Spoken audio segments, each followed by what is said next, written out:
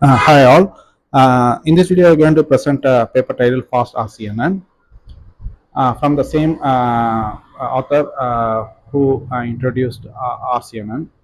So we saw in the previous video that we introduced two architecture. One is RCNN, another architecture called SPPNet based on this paper.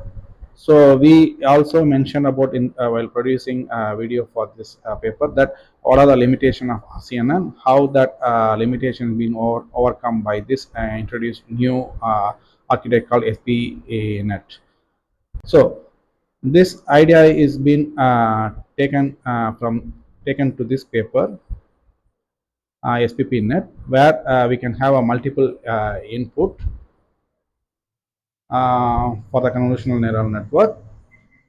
So this is what the same idea what we have adapted here.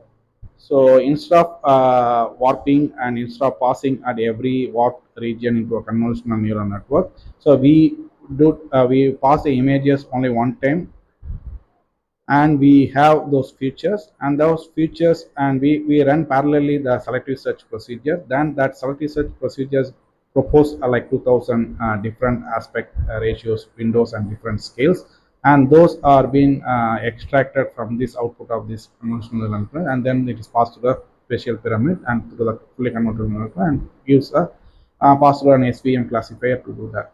So what this paper says that SPP has done a significant contributions. There is no doubt that, but still there are a small room that can be improved based on the SPP. They says that still training is in multi-stage, which it can put it into a single stage. So they completely try to do multi-stage.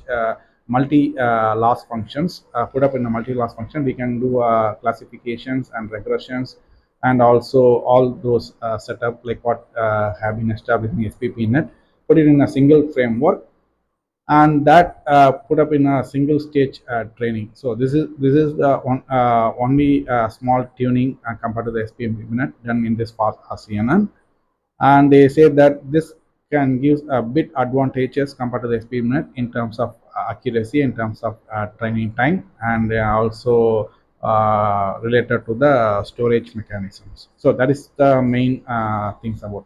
So in order to understand this paper, just we need to understand RCNN, and where they have parallelly they run two algorithm. One is selective search procedure, which gives a 2000 proposal windows, and each window is being warped to a fixed size, passed through a convolutional network, then to a classifier, which it has a disadvantage like warping gives an unnecessary dynamic distance, and it has to pass for every window has to be passed through the convolution. That is being overcome by this convolutional by a beautiful idea that convolutional neural network input can be of any size and it can output of any size that can be accepted by spatial pyramid coding, which gives you a fixed vector that is being accepted by fully connected layers. Same been inspired from this paper, Fast RCNN, and only the additional thing being augmented here in this paper is to put the regressor and the classifier into a single framework, and also have some memory efficient way of setting up the things during the training time. Yeah, hopefully we'll see in some other videos next time. Thank you.